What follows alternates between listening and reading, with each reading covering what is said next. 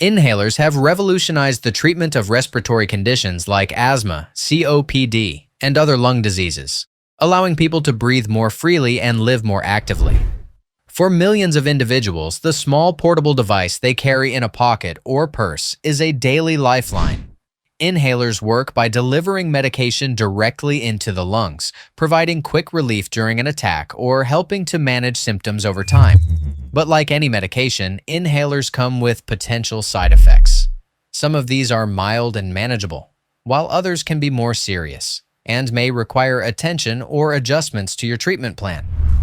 In this video, we'll take a deep look at the potential side effects of inhalers, why they happen, how to recognize them, and what you can do if they occur. To start, it's important to understand that not all inhalers are the same. There are different types, each with its own purpose and set of ingredients. Rescue inhalers, such as those containing albuterol, are designed to provide rapid relief from acute symptoms like wheezing or shortness of breath. These are typically classified as short-acting beta-agonists. On the other hand, maintenance or controller inhalers are meant for daily use to prevent symptoms and reduce inflammation in the airways. These may include corticosteroids, long-acting beta-agonists, anticholinergics, or a combination of these. The type of inhaler you're prescribed will influence the kind of side effects you might experience.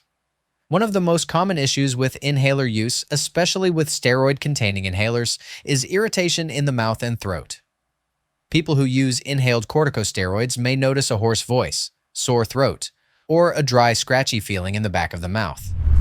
In some cases, these symptoms can escalate into oral thrush, which is a fungal infection caused by the overgrowth of yeast in the mouth. Thrush typically presents as white patches on the tongue, inner cheeks, or throat, and it can cause discomfort and changes in taste. This happens because the steroid particles that don't make it into the lungs can settle in the mouth, disrupting the natural balance of microbes. Rinsing your mouth and throat with water after each use can go a long way in preventing this uncomfortable side effect. Another effect that some users report is an increased heart rate or palpitations. This is particularly common with rescue inhalers that contain beta-agonists like albuterol. These medications work by stimulating beta receptors in the lungs to open the airways, but they can also affect receptors in the heart, leading to a racing pulse or a sensation of fluttering in the chest. For most people, this is mild and short-lived. However, in those with pre-existing heart conditions or sensitivity to stimulants, the effect can feel more pronounced and may be concerning. It's always important to let your healthcare provider know if you notice irregular heartbeats or feel lightheaded after using your inhaler. Shakiness or tremors in the hands and fingers are another side effect linked to beta-agonist inhalers. This is a result of how these medications stimulate the nervous system. In some individuals, especially those who take high doses or use their inhaler frequently, the feeling of nervous energy or jitteriness can be bothersome. These symptoms tend to lessen with time as the body adjusts, but if they persist or interfere with daily activities, your doctor might need to reevaluate your dosage or switch you to a different type of inhaler. Some people also experience headaches after using certain inhalers. This may be due to changes in blood flow or tension in the airways and blood vessels caused by the medication. While occasional headaches may not be serious, recurring or severe headaches should be discussed with a healthcare provider. Inhaler-induced headaches are more common with long-acting bronchodilators, and sometimes adjusting the time of day you use your inhaler or ensuring proper hydration can help reduce the frequency. Inhalers can also affect mood and behavior, particularly in children or those using high doses of corticosteroids. Some parents notice that their child becomes more irritable, restless, or even anxious after starting a steroid inhaler. While these behavioral effects are not as common as physical side effects, they are well documented and should not be ignored. Adults may also experience mood swings, insomnia, or heightened anxiety, especially if their body is sensitive to corticosteroids. These side effects are usually more noticeable at higher doses or with frequent use, and they typically resolve when the dosage is lowered or the medication is changed. Insomnia is another issue that some users encounter, particularly if the inhaler is used late in the evening. The stimulating effects of beta-agonists can make it harder to fall asleep or stay asleep through the night. This can be especially frustrating for people already dealing with breathing problems, as nighttime symptoms often worsen. If you're finding it difficult to sleep after using your inhaler, it may help to use it earlier in the day, or discuss alternatives with your provider. Proper sleep is essential for immune function, lung health, and overall recovery, so managing this side effect is important. Coughing, or a paradoxical bronchospasm, where the airways narrow instead of open after inhaler use, is a rare but serious side effect that requires immediate medical attention.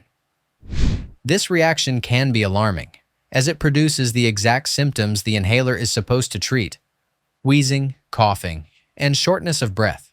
It's more likely to happen with certain preservatives or propellants in the inhaler rather than the medication itself. If you notice that your breathing gets worse after using your inhaler, stop using it and seek help immediately. Your doctor may recommend a different formulation that doesn't trigger this response. Another concern involves the long-term use of steroid inhalers. While these medications are essential for controlling chronic inflammation in the lungs, they can have systemic effects when used over extended periods or at high doses. One of the more serious long-term risks is a decrease in bone mineral density, which can increase the risk of osteoporosis, especially in older adults. Corticosteroids can also affect blood sugar levels, which is a concern for individuals with diabetes or those at risk for developing it. These effects are less pronounced with inhaled steroids than with oral steroids, but they still warrant monitoring and regular check-ins with your healthcare team. Inhalers can sometimes interact with other medications, leading to compounded side effects or reduced effectiveness. For instance, beta blockers used for heart conditions can interfere with the action of beta-agonist inhalers. Similarly, certain antidepressants, diuretics, or blood pressure medications may increase the risk of side effects like tremors or palpitations when combined with inhalers. That's why it's crucial to inform your healthcare provider about all the medications and supplements you're taking. Even over-the-counter drugs or herbal remedies can affect how your inhaler works or how your body responds to it.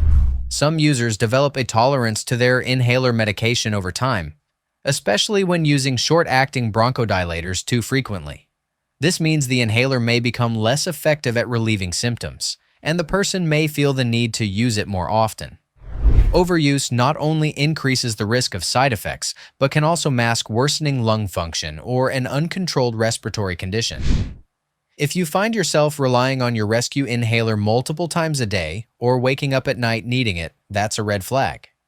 It suggests that your asthma or COPD may not be well managed, and your treatment plan needs to be reassessed. In children, the side effects of inhalers can present a little differently. Kids may not be able to describe exactly what they're feeling, but you might notice signs like hyperactivity, changes in sleep patterns, stomach upset, or difficulty focusing. These symptoms are often subtle but can impact a child's behavior, performance in school, or quality of life. Pediatric patients require careful monitoring when prescribed inhalers, and sometimes a lower dose or a different medication can provide the same benefit with fewer unwanted effects.